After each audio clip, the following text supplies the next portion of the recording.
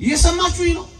የግድ ያጌጠ የግድ የሞቀ የግድ ያሸበረቀ ቤት አስፈልግህ ፈልጋለሁ። እኔ ቀለል ያለ ነው የምፈልገው፣ ቀለል ያለ ጋብቻ፣ ቄስ የሌለው፣ ቁርባን የሌለው፣ ሽምግልና የሌለው፣ ካሜራ የሌለው፣ ቪዲዮ የሌለው፣ ሰርግ የሌለው፣ ሽምግልና የሌለው ቀለል ያለ ጋብቻ ነው የምፈልገው ሚሉ ወጣቶች ይሰማል። እና ምን ልታረጊ ነው? እሷ ቀለል ስታደርገው እንዴት እንደሆነ ታውቃለህ። ፌስታኔን ይዤ ጥልቅ ነው ምለው ትላለች። ለምን እንደሆነ ታውቃለህ? ግን ይሄን ሁሉ የሸሸችው ይኸውልህ 3 ቀን አይታው ካልተስማማ 3 ቀን አይታው ከኮሰኮሳት ፌስታሏን እንደያዘች ጥልቅ እንዳለች ፌስታሏን ይዛ ወለከና ወንድና ሴት ጋብቻ ለመፈጸም ቢፈልጉ አንድነታቸው በጳጳሱ ይረጋገጣል። በዚህም ጋብቻቸው በስጋቸው ፈቃድ ሳይሆን በእግዚአብሔር ፈቃድ የተመሰረተ ይሆናል ይላል።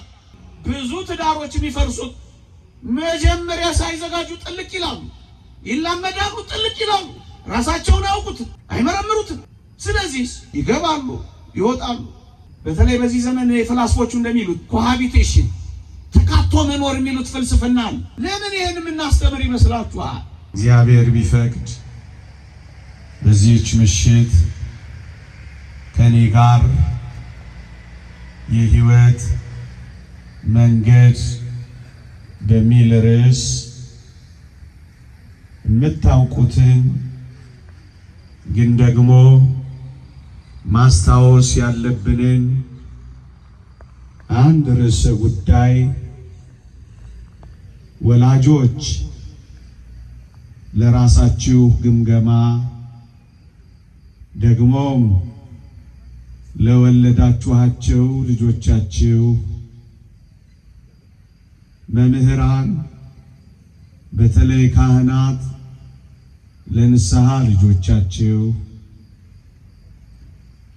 በዚህ ዘመን ላለነው ወጣቶች ለህይወት መመሪያችሁ አታውቁትም ብዬ ሳይሆን ለማስታወስ ያክል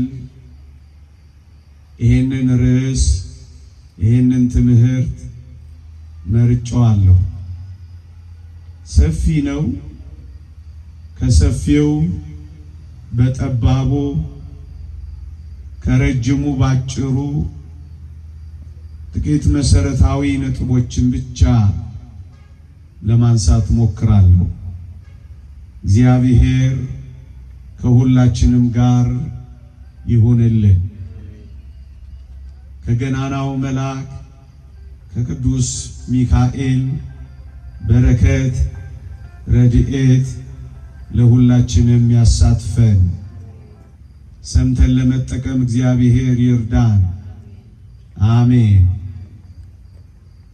የህይወት መንገድ ቅዱስ አትናቴዎስ ሐዋርያዊ፣ ቅዱስ ባስልዮስ ዘቂሳርያ ክርስቲያኖች 2 የህይወት መንገዶች እንዳሉን አስተምረውናል። ርዕሱን የወሰድኩት ከሁለቱም አባቶች ትምህርት ነው። ምዕመናን ክርስቲያኖች 2 የህይወት መንገዶች አሉ።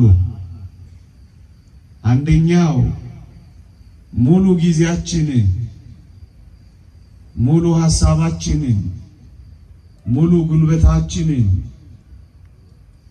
ለእግዚአብሔር በመስጠት በብቸኝነት የምንኖረው ኑሮ ነው። ይሄ አንደኛው የህይወት መንገድ። ሳናገባ፣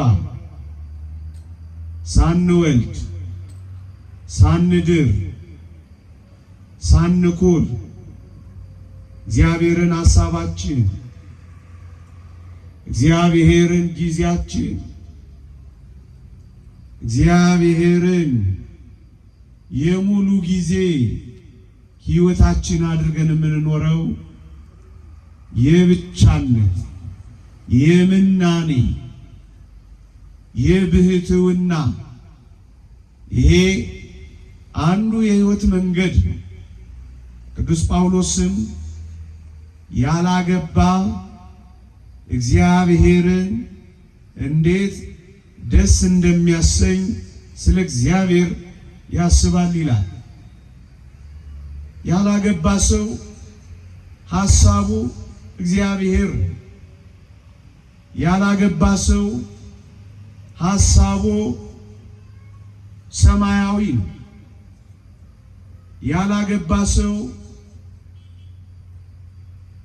ልጆቹ መልካም ምግባራቱ ናቸው። ያላገባ እግዚአብሔርን እንዴት ደስ እንደሚያሰኝ ስለ እግዚአብሔር ያስባል። ሐሳቡ እግዚአብሔር ብቻ ይሆናል። ይሄ አንደኛው የሕይወት መንገድ። ወጣቶች ይሄን የሕይወት መንገድ መምረጥ ይቻላል። በትጋሃ ሌሊት በጸሎት በመበርታት በመንኖ ጥሪት ይሄን ዓለም በመተው ከፍ ባለ ተጋድሎ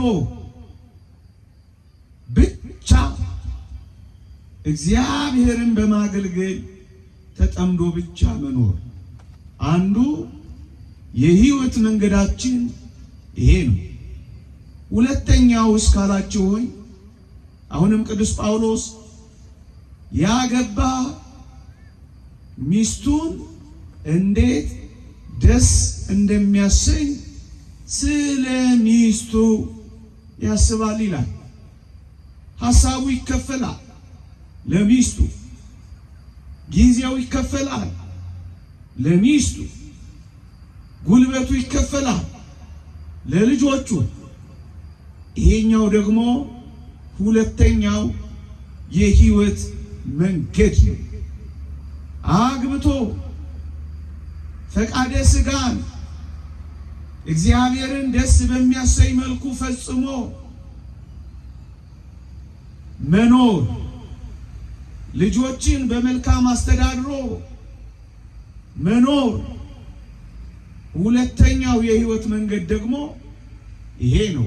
ቅዱስ ዮሐንስ አፈወርቅ የምንኩስና ሕይወትን በመምራት ጽድቅን መፈጸም ለማይችሉ የጽድቅን ሕይወት እንዲኖሩ የተሰጠ ጸጋ ማግባት ነው ይላል። ወጣቶች ጽድቅን እንዴት እንፈጽማለን? ሕይወትን ድህነትን እንዴት እናገኛለን ካላችሁ የግድ መመነን የለባችሁ። ባላችሁን ወይም ሚስታችሁን መመመኛ ታደርጓቸዋላችሁ። ጽድቅን እንዴት እፈጽማለሁ ካላችሁ ጮክ ብዬ ልናገረው። አንድ ሚስት ብቻ ታገባላችሁ። መጽሐፍ ቅዱስ ይህንን ጠንከር አድርጎ ሲገልጽልን እንዲህ ይላል፣ ለእያንዳንዱ ለራሱ ሚስት ትኑረው። እደግመዋለሁ፣ ሚስት ትኑረው። ሚስቶች አይልም፣ ለእያንዳንዱ ለራሱ። እጮኞች አይልም፣ ለእያንዳንዱ ለራሱ። ገርል ፍሬንዶች አይልም። ሚስት ስንት? አንዲት። ለእያንዳንዲቷ ለራሷ ባል ይኑራት። ባሎች አይልም፣ ባል። ሌላም ቋንቋ አለን እኛ ሀገር፣ እሱን መድረኩ ስለማይፈቅድልኝ አልለው። እግዚአብሔርን በጽድቅ ማስደሰት የምትፈልጉ ክርስቲያን ሆናችሁ በሕይወት መንገድ ማለፍ ከፈለጋችሁ ባል ይኑርሽ፣ ሚስት ይኑራት፣ ወይም ብቻቸውን ይኖራሉ። ልመለስ። ለእያንዳንዱ ለራሱ ሚስት ለምን አስፈለገችው? ቅዱስ ጳውሎስ እንዲህ ይላል፣ ዓላማውን የሕይወት ዓላማውን መንገድ ጀምሬያለሁ። ስለ ዝሙት ጠንቅ ለእያንዳንዱ ለራሱ ሚስት ትኑረው። ስለምን? ስለ ዝሙት ጠንቅ። አየህ፣ ትልቁ ፈተና እግዚአብሔርን የምናሳዝንበት ብርቱ ፈተናችን ይሄ አይደለም። ስለዚህ እግዚአብሔር ጽድቅን እንድንፈጽም የሕይወት መንገድን ይዘን ድህነትን እንድንፈጽም ስለ ዝሙት ጠንቅ አግቡ። ባል ይኑራችሁ፣ ሚስት ይኑራችሁ ነው የሚለው። ለምን መሰላችሁ ባልና ሚስት የሚል ቃል የተጠቀመው? እውነተኛ ንጽሕና፣ እውነተኛ የሕይወት መንገድ፣ እውነተኛ ቅድስና የሚገኘው በባልና በሚስት መካከል በሚፈጸም ንጹሕ መኝታ ነው። ደግሞ አለው። ለዚህ ነው እጮኛ ትኑረው ያላለው። ለዚህ ነው ሚስቶች ባሎች ይኑሩት ያላለው። ወጣቶች ንጹሕ ሕይወትን ከናፈቃችሁ ይሄው እግዚአብሔር ጽድቅን የመፈጸሚያ ጸጋ ሰጥቷችኋል። አግቡ። ስለ ዝሙት ጠንቅ። ስለዚህ ሊቁ ቅዱስ ዮሐንስ አፈወርቅ ምን አለ መሰላችሁ? ጋብቻ የተመሰረተው በዋናነት ስለ ጽድቅ ነው። ከዝሙት ጠንቅ እንድንወጣ እንድንድን ነው። ዋናው ቀዳሚው ንጽሕናን መጠበቅ ነው አለ። ስለዚህ ንጹሕ ወጣቶች ምን ያደርጋሉ ካላችሁኝ፣ ይቀደሳሉ። ምን አድርገው? አግብተው ንጹሕ ይሆናሉ። ምን አድርገው? አንድ ባል አንድ ሚስት ኖረው። ለዚህ ነው ንዑድ ክቡር የሚሆን ሐዋርያ ጳውሎስ መጋባት በሁሉ ዘንድ ክቡር መኝታውም ንጹሕ ይሁን ይላል። ንጹሕ ክርስቲያን ማን ነው? አግብቶ የሚኖር ነው፣ ወይም በብቸኝነት እግዚአብሔርን በማምለክ የሚኖር ነው። ወደዚህ ወደዚያ ከአንዱ ወደ አንዱ የሚሽከረከረው ንጹሕ አይደለም፣ የረከሰ ነው። ለዚህ ነው የእግዚአብሔር ቃል የእግዚአብሔር ፈቃድ እርሱም መቀደሳችሁ ነው። አንደኛ ተሰሎንቄ መልእክት ምዕራፍ 4 ቁጥር 3 ወጣቶች ደግሞም ወላጆች እግዚአብሔር ከኛ የሚፈልገው መቀደሳችንን ብቻ ነው።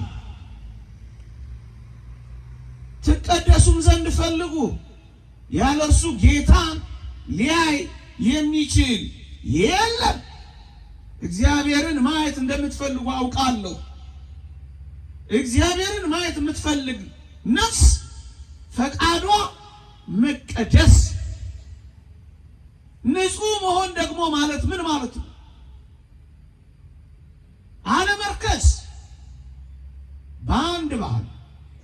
በአንዲት ሚስት ተወስኖ ከዝሙት ጠንቅ ድኖ ጽድቅን በመፈጸም ኖሮ ሕይወትን እግዚአብሔርን ማየት ማግኘት ነው። ስለዚህ የሕይወት መንገድ ዓላማው ልድገመው፣ ወደ ሌላ ልሸጋገር ነው። ጽድቅን መፈጸም። እህቴ ሆይ እጮኛ የምትይዥው ጽድቅን ልትፈጽሚ ብቻ ነው። ወንድሜ ሆይ ልታገባ ካሰብክ የምታገባው እንደ ቅዱሳት መጻሕፍት ትምህርት እንደ ክርስቲያናዊ እውነት ጽድቅን ልትፈጽም ብቻ ነው። እድሜ ስለገፋ አይገባበትም።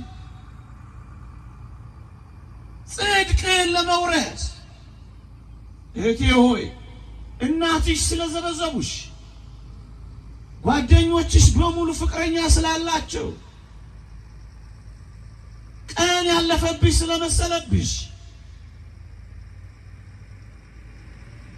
ሰው ሁሉ ስለወተወተሽ አይገባ።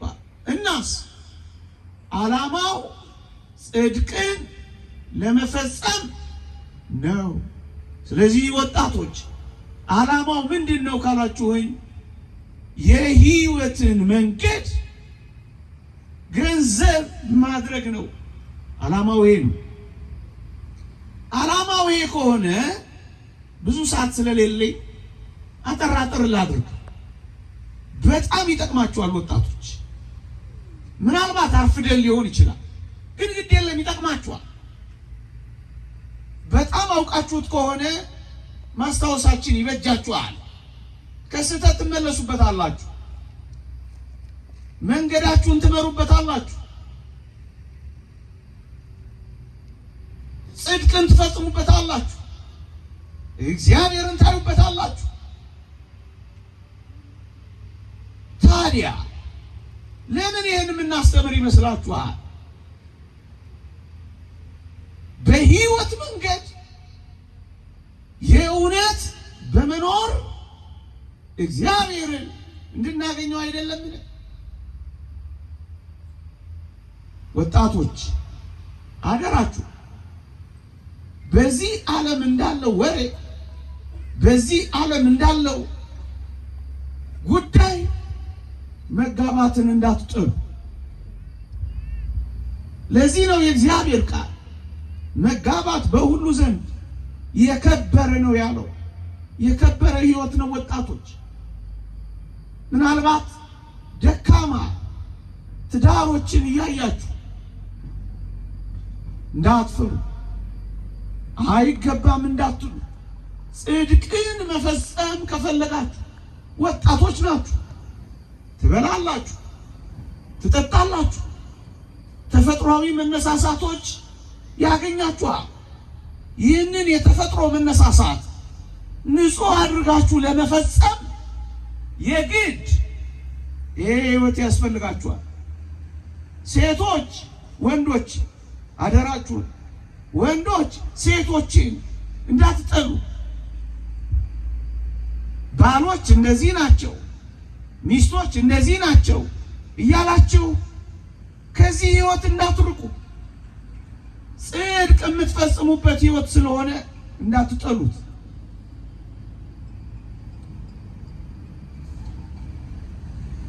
ሁለተኛው ታዲያ እግዚአብሔር ይሄን የሕይወት መንገድ እንድንኖር ከፈቀደ ፈቃዱን በምን አውቃለሁ? ፈቃዱን በምን እለያለሁ? ፈቃዱን እንዴት እረዳለሁ? ሁለተኛው ነጥቤ ነው። ቀስ ብዬ የምናገረው ነገሩን በደንብ እያስተዋለው እንድንሄደው ብቻ ነው። የብዙ ወጣቶች ጥያቄ የእግዚአብሔር ፈቃድ በሕይወቴ ውስጥ በዚህ ጉዳይ እንዴት አውቃለሁ? ልክ ነው ምዕመናን። የእግዚአብሔር ፈቃድ የሚገለጠው እንደ እግዚአብሔር ፈቃድ በሚኖሩ ሰዎች ሕይወት ውስጥ ብቻ ነው። ስለዚህ እንደ እግዚአብሔር ፈቃድ መኖርን ካልተለማመድን የእግዚአብሔርን ፈቃድ ለማወቅ እንርቃለን። ስለዚህ ፈቃዱን ለማወቅ ፈቃዱ ካልሆነ ሕይወት መውጣት አለብን።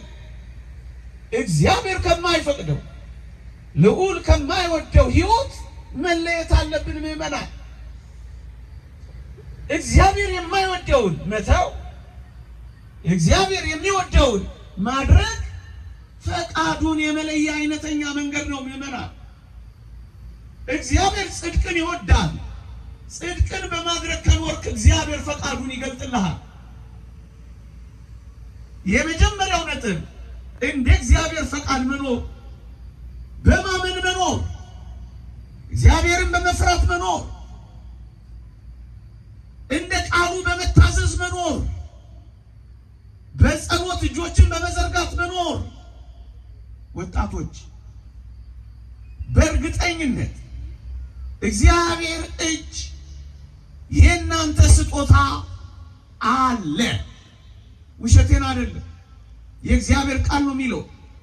ሀብትና ባለጠግነት ከአባት ከእናት ይወረሳል፣ አስተዋይ ሚስት ግን ከእግዚአብሔር ዘንድ ናት። እግዚአብሔር እጅ ውስጥ ስጦታ አለች። እግዚአብሔር ዘንድ ያንቺ ሰው አለ። ይህንን እመኑ።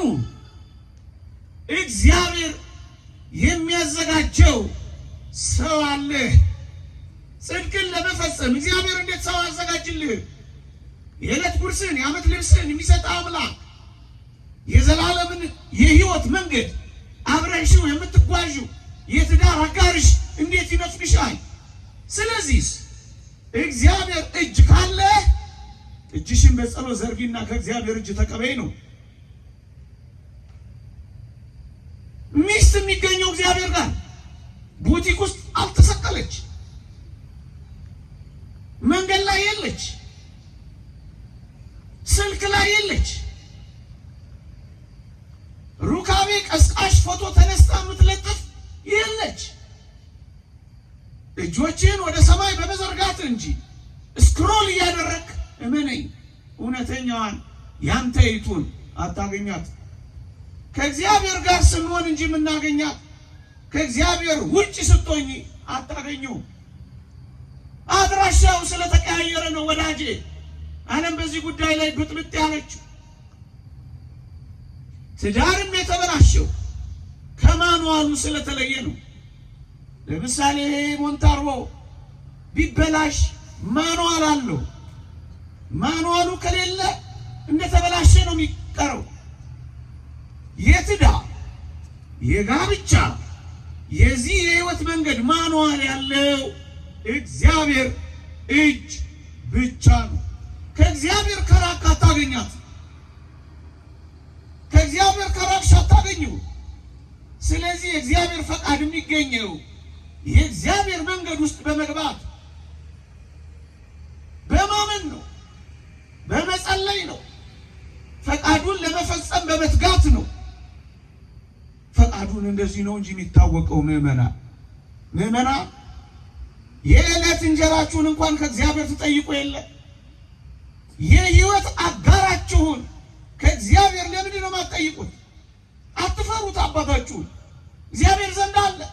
ይኸው አንስቼ ነግሬያችኋለሁ። ጠይቁት። አባቶቻችን እንዲያስተምረዋል። ማግባት ስትፈልግ አስቀድመ ጸልይ።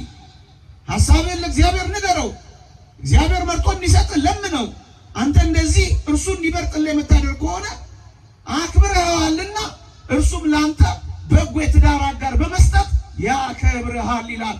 ጸልይ፣ ጠይቀው፣ ሐሳብህን ንገረው፣ መርጦ እንዲሰጥ ለምነው፣ አስፈቅደው። ፌስቡክ ላይ አትንከራተት። ፊትህን ወደ እግዚአብሔር አቅና። አስፈቅደው። እግዚአብሔርን ካከበርከው ያከብርሃል። እግዚአብሔርን ከጠየቀው ይሰጥሃል። እጁ ላይ አለ። እንዲህ አይነት ታሪኮች መጽሐፍ ቅዱስ ላይ ታገኛላችሁ። ለአብርሃም ልጅ ለይስሐቅ ሚስት የተገኘችው በጸሎት ነው። ኢያዕብር የሚባል የአብርሃም ሎሌ ምን እንደጸለየ ታውቃለህ? አንተ ጠጣ ግመሎችህንም አጠጣለሁ የምትለኝ ቆንጆ እርሷ ለባሪያ ለአብርሃም ልጅ ለይስሐቅ ሚስት ትሁን ብሎ ጸለየ። እውነትም አደረገው እግዚአብሔር። ወጣቶች የጸሎት ሕይወት ይኑራችሁ። እግዚአብሔርን ፈቃዱን በዚህ መልኩ ጠይቁት። 2 ጸልዩ። 3ኛ በምክረ ካህን በፈቃደ ካህን በአባቶቻችሁ በንስሐ አባቶቻችሁ እገዛ ታገኛላችሁ። እግዚአብሔር ፈቃዱን ከእናንተ ደግሞ ከፍ ላለ ሰው እግዚአብሔር ሊገልጠው ይችላል። የንስሐ አባትህን ካለክ ከመረጥክ ቢፌ ላይ ልታስባርክ እንዳትጠራው አደራ። ይልቅስ ገና ስታስብ አስፈቅደው። በጸሎት ይረዳሃል። የእግዚአብሔርን ሐሳብና ምክር ይገልጥልሃል። ፈቃዱን ያሳውቅሃል። የእግዚአብሔርን ቃል ያስተምርሃል። አብሮ ይጸልይልሃል። እግዚአብሔር ከእኛ የተሻለ ሊገልጥላቸው የሚችል ደጋግ ሰዎች ይኖራሉ። እሱ የመጀመሪያው የንስሐ አባትህ ነው። እግዚአብሔር ፈቃዱን ይገልጥላቸዋል። 3 ይህን በተመለከተ አግናጢዎስ ምጥው ለአንበሳ እንዲህ አለ። ወንድና ሴት ጋብቻ ለመፈጸም ቢፈልጉ አንድነታቸው በጳጳሱ ይረጋገጣል። በዚህም ጋብቻቸው በስጋቸው ፈቃድ ሳይሆን በእግዚአብሔር ፈቃድ የተመሰረተ ይሆናል ይላል። ካህንህን አስፈቅደው፣ ምክሩን ጠይቀው። ገና ስትጀምር ንገረው። ገና ሐሳብህ ሲነሳሳብህ ከሱ ጋር ምከረው። በጣም ወጣቶች የምንሳሳተው ምን እንደሆነ ታውቃላችሁ? ለነገሩ ምንም ልምድ ከሌላቸው ሰዎች ጋር ነው ሐሳባችንን ሼር የምናደርገው። አንተ እኮ የተለየ ነህ፣ ምን ዝም ብለህ እንደዚህ አታረግም እንዴ? እንደዚህ አትጠይቃትም? እንደዚህ ትታትላ ስንት የሚያደነዝዝ ወሬ ይሰጡሃል መሰለህ። ስለዚህ ቅዱስ ዮሐንስ አፈወርቅ ምን እንደሚል ታውቃለህ? በዚህ ጉዳይ ላይ ማንን እንደምታማክር እወቅ። እንዳንተ ደካሞች ሆኑ ማይጸልዩ፣ እንዳንቺ በጣም ደካሞች ሆኑ ስክሪን ላይ የሚያፈጡ ምንም ልምድ የሌላቸው መንፈሳዊነት የሌላቸው ለምን ታማክሪያለሽ ይላል። በጳጳሱ ፈቃድ በካህኑ ፈቃድ ይረጋገጣል። ስለዚህ አንደኛ እንደ እግዚአብሔር ፈቃድ በመመላለስ፣ 2ኛ በጸሎት፣ 3ኛ በምክረ ካህን የእግዚአብሔር ፈቃድ ይገለጻል።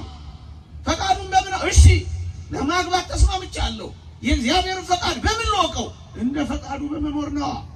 2ኛ 3ኛ ወጣቶች መጀመሪያ ጉዳዩ ለጽድቅ እንደሆነ አመንበት። ከዚያም የእግዚአብሔርን ፈቃድ ፊቱን ፈለግንበት። 3ኛው ጉዳያችን በጣም ብዙ ወጣቶች በዚህ ጉዳይ ላይ ዝም ብለው ጥልቅ ስለሚሉ መፈጸም ያቅታቸዋል። ጀምረው ያቋርጣሉ፣ ሞክረው ይፈርሻሉ፣ ከአንዱ ፍቅር ወደ ሌላ ፍቅር ይሽከረከራሉ። ከዛ እስኪያገቡ ድረስ ይሰለቻሉ። ከዛ እንደውም ነገሩ ይቅርብኝ ብለው ይጠላሉ። ስለዚህ ዝግጅት ያስፈልገናል። ዝም ብለን የምንገባበት ህይወት አይደለም። የህይወት መንገድ እንደመሆኑ ወጣቶች ልንዘጋጅ ይገባል። ምን አይነት ዝግጅት እናድርግ? 3 አይነት ዝግጅቶች ፈጠን ብዬ ጠቅሳለሁ። አንደኛው እንግዲህ እንደ ቤተ ክርስቲያን ትምህርት በጣም የሚጠቅመን ጥቂት ነጥቦች ብቻ ነው ማለት ነው። አንደኛው መንፈሳዊ ዝግጅት ያስፈልገናል ወጣቶች። ይሄ መንፈሳዊ ዝግጅት ምንድነው ካላችሁኝ፣ ጥቂት በትዳር ሐሳብ ከመያዛችሁ በፊት፣ በትዳር ሐሳብ ልጆች ከማሳደግ ከሚስት ጋር ከመኖር በፊት ከጌታችን ጋር ጥቂት ጊዜ ብቻችንን የምንኖርበትን ህይወት መልመድ አለባችሁ። ምን ማለት ነው? ከአምላካችሁ ጋር የምትኖሩበት ጊዜ ያስፈልጋችኋል። ምን ማለት ነው? የምትጸልዩበት፣ የምታስቀድሱበት፣ ንስሐ የምትገቡበት፣ እግዚአብሔርን የምታገለግሉበት፣ መንፈሳዊ ጉዞ የምትጓዙበት፣ የእግዚአብሔር ቃል የምትማሩበት፣ ከአጸደ ቤተ ክርስቲያን የምትጠለሉበት፣ ከአምላካችሁ ጋር የምትሆኑበት ጊዜ ያስፈልጋችኋል። በመንፈሳዊ ሕይወት ለማደግ ተጋድሎን የምትለማመዱበት ጊዜ ያስፈልጋችኋል። ምዕመናን፣ በተለይ ወጣቶች በብቸኝነት ጊዜ ያልነበራችሁትን ምግባር ከሌላ ሰው ጋር ሆኖ ለማምጣት በጣም ነው የሚከብዳችሁ። ቁጥር ሲጨምር ይከብዳችኋል። ስለዚህ በትዳር ሐሳብ ከመያዛችሁ በፊት በእግዚአብሔር ሐሳብ መያዝ አለባችሁ። መጸለይን መልመድ፣ መቁረብን መልመድ፣ መስገድን መልመድ፣ ማስቀደስን መልመድ፣ ንስሐ መግባትን መልመድ፣ መንፈሳዊ አገልግሎትን መልመድ፣ ከእግዚአብሔር ጋር መኖር መጾምን መልመድ። ይህን ስትለምዱ በብቸኝነት ኋላ ለሚመጣው የጥንድ ሕይወት አትፈተኑም፣ አይከብዳችሁም። ስለዚህ የፈረንጆችም ሐሳብ your relationship is as good as your singleness ይላሉ። ብቸኛ ሆነ ጥሩ መንፈሳዊ ሕይወት ካለ በትዳር አጋር ጋር ምርጥ ክርስቲያን ትሆናለህ። ብትዝል ትበረታለህ፣ መንገዱን ታውቀዋለህ። እንቁረብ አንቁረብ መከራ አትበላም፣ ለምደኸዋል። ስለዚህ አቅማችሁን የፈቀደውን ያክል በመንፈሳዊ ዝግጅት ራሳችሁን አዘጋጁ። ጊዜያችሁን ሌላ ቦታ አታሳልፉ። የሕይወት ምንጭ እግዚአብሔር ነው። የምድርም የሰማይ ጌታ አምላካችን። በምድር ተደስታችሁ በሰማይ በጽድቅ ከብራችሁ መኖር ከፈለጋችሁ ይቺን ሕይወት ካሁኑ አጣጥሟት። ብቻችሁን ሆናችሁ ከእግዚአብሔር ጋር ኑሩባት። ወደ ጮኝነት ኃላፊነት ከመግባታችሁ በፊት በጥብቅ ተዘጋጁባት። ምዕመናን፣ የምንበላውን የምንጠጣውን ምግብ እንኳን ለእግዚአብሔር ክብር እንድናደርገው ከታዘዝን በረጅሙ ልትኖሩበት፣ ልጆች ልታፈሩበት፣ ትንሿን ቤተ ክርስቲያን ልትተክሉበት፣ ጽድቅን ልትወርሱበት የተዘጋጃችሁትን ሕይወት ለእግዚአብሔር ክብር ለማድረግ የምትዘጋጁበት ሕይወት መንፈሳዊ ዝግጅት ነው ወገኖች። መንፈሳዊ ዝግጅት፣ መንፈሳዊ ዝግጅት፣ መንፈሳዊ ዝግጅት። ስለዚህ ይህን ሕይወት ችላ አትበሉት። አሁን ያላችሁ ወጣቶች፣ በዚህ ሕይወት ያልገባችሁ ግድ የላችሁ። እግዚአብሔር ይመራችኋል። እግዚአብሔር መንገዱን ያሳያችኋል። እግዚአብሔር የእናንተ የሆነውን ይገልጣል። እግዚአብሔር ከእናንተ ጋር ከሆነ ሁሉም ነገር ይሞላል። ስለዚህ ከእግዚአብሔር ጋር መሆንን አስቀድሞ ይሄ መንፈሳዊ ዝግጅት ነው። ከአምላካችን ጋር የምንኖርበት የምንሆንበት ጊዜ ያስፈልገናል። ይህ መንፈሳዊ ዝግጅት ነው። ሁለተኛው ዝግጅት ምንድን ነው ካላችሁ፣ አእምሮአዊ። መቼም ሰው ስሜታዊ ነው፣ መቼም ሰው አእምሮአዊ ነው፣ መቼም ሰው መንፈሳዊ ነው። ሶስት ነገሮች አሉ። ኢሞሽናል ስነን ስሜት አለ፣ አእምሮአዊ ነን ኢንተሌክቹዋል ስነን እውቀት አለ፣ ሁለት። ሶስተኛው ደግሞ መንፈሳዊ ነን ስፒሪቹዋል ነን። አያችሁ፣ የእግዚአብሔር ልጆች የሚባሉት መንፈሳዊ ሕይወታቸው ከስሜታቸውና ከእውቀታቸው ያመዘነላቸው ናቸው። መንፈሳዊ የሚባለው መንፈስ እግዚአብሔር የሚመራቸው ሕይወታቸውን የሚመሩት በእግዚአብሔር መንፈስ፣ በእግዚአብሔር ፈቃድ፣ በእግዚአብሔር ቃል የሚመሩ ወጣቶች እነሱ ናቸው። ከስሜታዊነት በላይ ከአእምሮአዊነት በላይ የሚሆኑት። ስለዚህ ሁለተኛው ዝግጅት አእምሮአዊ ዝግጅት ነው። ይሄ ምንድን ነው ካላችሁኝ፣ እኛ ከራሳችን ጋር የምንሆንበት፣ መጀመሪያ ከአምላካችን ጋር፣ ከዛስ ከራሳችን ጋር። ይሄ ለምን ይጠቅማል ካላችሁኝ፣ የተወደዳችሁ ክርስቲያኖች፣ ራስን ካላወቅ የምትፈልገውን አታውቅም። ብዙ ወጣቶች የሚቸገሩት አሁን እቺን ማግባት ነበረብኝ እኔ ብለው ይጨነቃል። ካለቀ ካፈጀ በኋላ ሲጸጸቱ ይኖራሉ። ለምን? ምን እንደሚፈልጉ አያውቁትም። መጀመሪያ ራስህን ለማወቅ ቁጭ በል። ይሄ ማለት ምን ማለት ነው? ፍላጎትህን መለየት። ይሄ ማለት ምን ማለት ነው? ደካማ ጎኖችህን ማሻሻል። ይሄ ማለት ምን ማለት ነው? ጥንካሬዎችህን ማስቀጠል። ራስህን ቁጭ ብለህ ትገመግማለህ። እህቶቼ፣ ወንድሞች፣ እንደ ታላቅ አትሮንስ ላይ እንደቆመ እንደ አንድ የተላከ ምስኪን ሰው የምነግራችሁ ጋብቻን ለምንድን ነው የፈለኩት ብላችሁ ቁጭ ብላችሁ መጠየቅ አለባችሁ። ችግር ስላለብኝ ችግሬን ልሞላበት ነው። ለምንድን ነው ማግባት የፈለኩት? ብቸኝነት ስለተሰማኝ ነው። ለምንድን ነው የፈለኩት? አላት እንድባል ነው፣ አለው እንድባል ነው። ለምንድን ነው የፈለኩት? አጥርቶ የሚለይ ሰው፣ ከራሱ ጋር የተቀመጠ ሰው፣ ከራሱ ጋር ያልታረቀ ሰው ሲጣላ ነው የሚኖረው። ሽማግሌ ሲሰበስብ ነው የሚኖረው። ልጆች ሲበትን ነው የሚኖረው። ትዳር ሲያፈርስ ነው የሚኖረው። ስለዚህ መጀመሪያ ከራሳችሁ ጋር ሁኑና ለምንድን ነው በጋብቻ ሕይወት ውስጥ ለምንድን ነው እጮኛ መያዝ የፈለኩት? ቁጭ ብላችሁ ፈትሹ። ለምንድን ነው? ሰው ስላደረገ ነው ማረገው? እናቴ ስለጠይቀ ለምንድን ነው ማረገው? ምንድን ነው ዓላማዬ? እሱን ቁጭ ብሎ ማውራት። ሌላው ከራሳችሁ ጋር ስትሆኑ ጥሩ ሰው ለማግኘት የምትፈልጉትን ያህል እናንተም ጥሩ ለመሆን መዘጋጀት አለባችሁ። መቼም ጥሩ የማይፈልግ የለም። ጥሩ እንደምትፈልጊው ሁሉ በዚህ የዝግጅት ጊዜ ውስጥ ራስሽን ጥሩ ክርስቲያን፣ ከዛ ጥሩ ሚስት፣ ባጭሩ ለመረጥነው ህይወት ራሳችንን ማዘጋጀት፣ ባጭሩ ሰው ሆኖ ለመገኘት መሰራት ነው። ሰው ሆነ ለመሰራት ተዘጋጅ። ይሄ ነው አእምሯዊ ዝግጅት የሚባለው። ብዙ ትዳሮች የሚፈርሱት መጀመሪያ ሳይዘጋጁ ጥልቅ ይላሉ፣ ይላመዳሉ፣ ጥልቅ ይላሉ። ራሳቸውን አያውቁትም፣ አይመረምሩትም። ስለዚህ ይገባሉ፣ ይወጣሉ። በተለይ በዚህ ዘመን የፍላስፎቹ እንደሚሉት ኮሃቢቴሽን፣ ተካቶ መኖር የሚሉት ፍልስፍና ነው። አንዳንድ ሴቶች እንደዛ እንፈልጋለን። ቀለል ያለ ነው የምፈልገው፣ ቀለል ያለ ጋብቻ፣ ቄስ የሌለው፣ ቁርባን የሌለው፣ ሽምግልና የሌለው፣ ካሜራ የሌለው፣ ቪዲዮ የሌለው፣ ሰርግ የሌለው፣ ሽምግልና የሌለው ቀለል ያለ ጋብቻ ነው የምፈልገው የሚሉ ወጣቶች ይሰማል። እና ምን ልታረጊ ነው? እሷ ቀለል ስታደርገው እንዴት እንደሆነ ታውቃለህ። ፌስታሌን ይዤ ጥልቅ ነው ምለው ትላለች።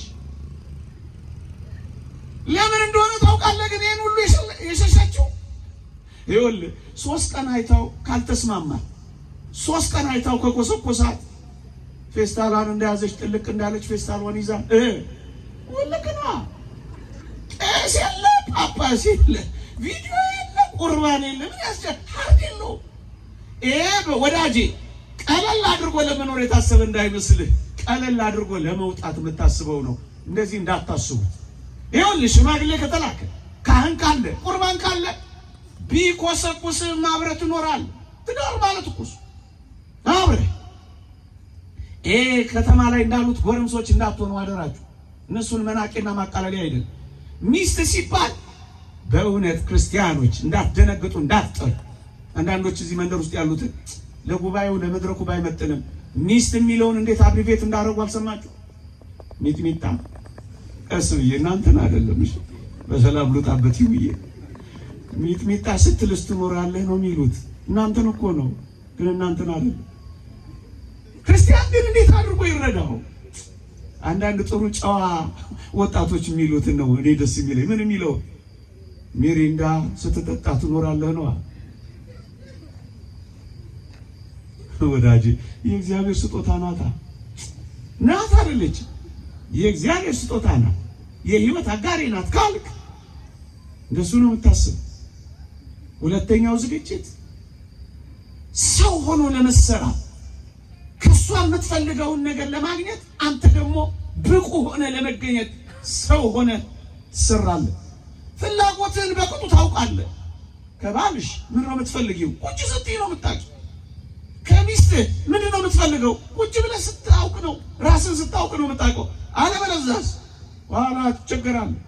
ትርምስምሱን ታወጣዋለህ።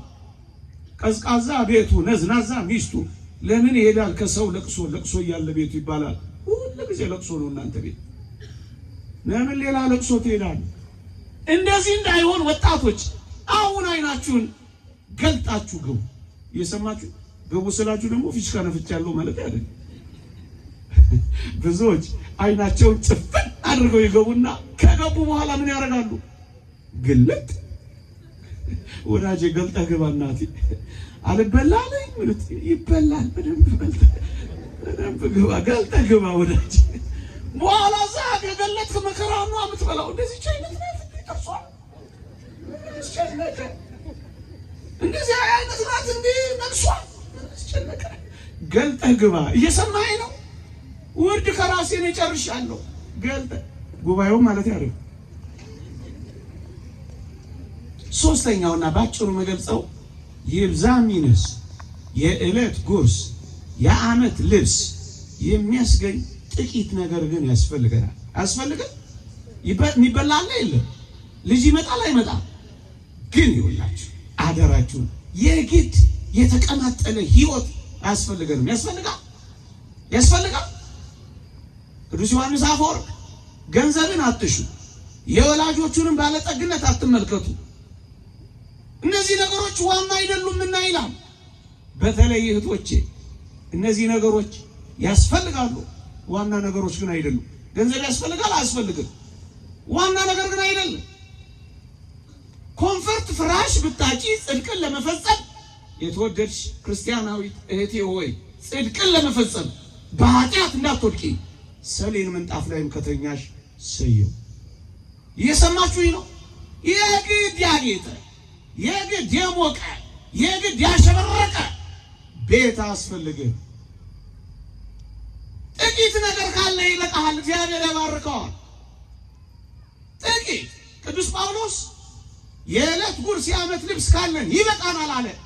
ብራንድ ላትቀያይሪ ትችያለሽ፣ ጽድቅም ትጨምሪያለሽ፣ ሞዴል ላይኖርሽ ይችላል። እግዚአብሔር ግን ብራንድሽና ሞዴልሽ ይሆናል። በጣም አትጨነቁ። ማትረፍንም አውቃለሁ፣ መጉደልንም ተምሬያለሁ። ኑሮዬ ይበቃኛል ማለት ማትረፊያ ነው ይላል እግዚአብሔር ቃል። ኑሮዬ ይበቃኛል። አንዳንድ ወጣቶች ገንዘብ ማግኘት ስለሚፈልጉ ብቻ ጽድቅ የሚፈጽሙበትን ትዳራቸው ለገንዘብ አሳልፎ ይሰጣሉ። ዋና ነገር አይደለም። አብርሃም ድሃ ሆኖ ነው የከበረ ትዳር ውስጥ የገባው። ድሃ 3 ጊዜ ድንኳኑን እየነቀለ እየተከለ ተንከራቷል። የግድ ባለጸጋ መሆን የለብህም። ትንሽ ነገር ካለ ይበቃል። ደግሞ እግዚአብሔር ይባርከዋል። ለሚያምኑበት ይታመናል። እግዚአብሔርን አምኖት ያፈረ ማን ነው ይላል ሲራክ። እመኑት። በዝሙት ከምትወድቁ ግቡና እግዚአብሔርን ጠብቁት። ጥቂት እየጨረስኩ ነው። አንድ 5 ደቂቃ ብቻ ተጠቅሜ ያበቃል። ምንድነው ግን የቡታጅራ ሰዓት እንደዚህ ነው ሁሌ? እግዚኦ አልቋችኋል። እናንተ አምሽታችሁ ግን ስለምትመጡ ነው። ታውቃላችሁ አይደል? ለሌላ ጊዜ የእግዚአብሔር ቃል ከሆነ በጊዜ ነውና ተማሩ። የግድ ለማስተማር ብለን ልባችን እስኪፈርስ መሮጥ የለብን። እየሰማችሁኝ ነው? አሁን በጣም ግፍ ነው። 3 ሰዓት ከሩብ ሆኗል። እኔ ከዚህ በላይ ባልሄድ መርጣለሁ። ይቆየ የእግዚአብሔር ቸርነት የእመቤታችን አማላጅነት ቅዱሳን በረከት ረድኤት አይለየን። አሜን አትሉ? ምን ነው ውድ ነው? አሜን። ስለመሸ ነው። እሺ በጣም ብዙ ነገር መናገር ፈልጌ ሳያችሁም አጓግታችሁኝ፣ ግን ደግሞ ከዚህ በላይ እግዚአብሔር ሕዝቤን ልቀቅ እንደሚለኝ ተሰማኝና መዝሙር ዘምረን ነገ ከነገ ወዲያ ደግሞ ትማራላችሁ። እሺ አንድ ነገር ግን ብቻ ልናገር። በተለይ ወጣቶች ሃይማኖታችሁን አክብሩ። ምርጫችሁና መስፈርታችሁ በሃይማኖት ያለ ሰው ይሁንላችሁ። እየሰማችሁኝ ነው? ሴት ባሏ በሕይወት ሳለች በሕግ የታሰረች ናት። ባሏ ቢሞት ግን የወደደችውን ልታገባ ነፃነት አላት ይላል። በጌታ ይሁን እንጂ ይላል። ወባይቱ ምእመናን ከምእመናን ወገን ይሁን እንጂ ይላል። አንዳንዶች ሀብት ስላላቸው ሀብትን ፈልጋችሁ ክርስቶስን እንዳታጡ ታደራችሁ። በተለይ ሴቶች ሃይማኖታችሁ እንዳታቃልሉ።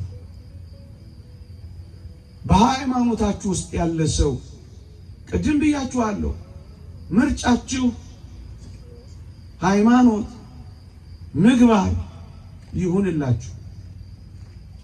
ክርስቶስ አለ ወይ ብቻ ብላችሁ አስቡ። በሃይማኖት አለ።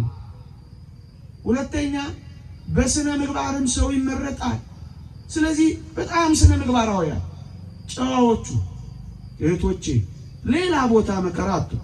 ይኸው ብዙ ወጣቶች አሉላችሁ። እናንተም ወጣቶች ቀስ ብዬ ልንገራችሁ፣ ይኸው እንደዚህ የተሰነገሉ የተዋቡ እህቶች አሉላችሁ። ምን መከራ ያበላችኋል? ከሃይማኖት ውጭ ሆናችሁ ነፍሳችሁ አንድ ቀን የሃይማኖት ጥያቄ ብትጠይቃችሁ ለምን ዕዳ ትገባላችሁ? እናም ወጣቶች መጀመሪያ ሃይማኖት፣ ከዛ ስነ ምግባር። ወጣቶች የምናገራቸውን ቃሎች እናንተን ለማስደነቅ ወይም ለማሳቅ ብዬ አይደለም። አደራችሁ ወገቧን ወይም የወገቧን ቁጥር ሳይሆን ልቧን ተመልከቱ። እየሰማችሁኝ ነው ወጣቶች? ወገቧ 8 ቁጥር ይሁን 88 ቁጥር አይመለከትም ማለት። እየሰማችሁኝ ነው? ልቧን። እናንተም እህቶቼ ሀብቱን ሳይሆን መንፈሳዊ ጸጋውን። እየሰማችሁኝ ነው? አካውንቱን ሳይሆን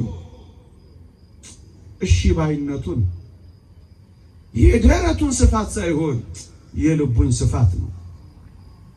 አንተም ወንድሜ ሆይ የአፍንጫዋን ሰልካካነት ሳይሆን ጽድቋን፣ እሱን ከመረጥን ሕይወት መንገድን እንኖራለን። ለዚህ ነው ዮሐንስ አፈወርቅ ገንዘብን አትሹ፣ የወላጆችንም ባለጠግነት አትመልከቱ፣ ቀየውንም ሰፈሩንም አትዩ፣ ከየት የመጣው አትበሉ ይልና እነዚህ ነገሮች ዋና አይደሉምና ካለ በኋላ ምን እንደሚል ታውቃለህ? እናንተ ግን ንጽሐ ነፍስ፣ ፈሪሃ እግዚአብሔር፣ መልካምነትን፣ ደግነትን ከትዳራችሁ አጋራችሁ ፈልጉ ይልና አንድ ምርጥ ምሳሌ ያነሳል። ንብ ናት፣ ዝንብ ናት፣ በጣም ቆንጆ ብሎ ይጠይቃል ዮሐንስ አፈወርቅ። እስኪ ልጠይቃችሁ፣ ንብ ናት፣ ዝንብ ናት፣ በጣም ቆንጆ። ምን ዝንብ አይታችሁ አታውቁም? ዮሐንስ አፈወርቅ ንብማ ምን ቆንጆ ናት፣ ድርፉጭ ያለች መብረር እንኳን የማትችል ፉንጋ ናት ይላል። ዝንብን ግን ተመልከታት፣ በጣም ስሊም ናት፣ ሞዴል ነው የምትመስለው፣ ናጥላት ነው የምትለው። ያቺ ፉንጋ የተባለችው ግን ማር የሚባል ነገር አላት ይላል። እናም ኦርቶዶክሳውያን ንጽሐ ነፍሷ እግዚአብሔርን መፍራቷ፣ እሺ ባይነቷ፣ ደግነቷ፣ እሱን ብቻ ተመልከት። ሌላው ብዙም አይደለም። የህይወት መንገድ ይቆየን። የእግዚአብሔር ቸርነት፣ የእመቤታችን አማላጅነት፣ የቅዱሳን በረከት ረድኤት ከሁላችን ጋር ይሁን። አደራችሁን ወጣቶች በመቀደስ የእግዚአብሔርን ፊት እንድናይ እንዲህ ባለው የቅድስና ህይወት ልንኖር ይገባል። ይቆየን።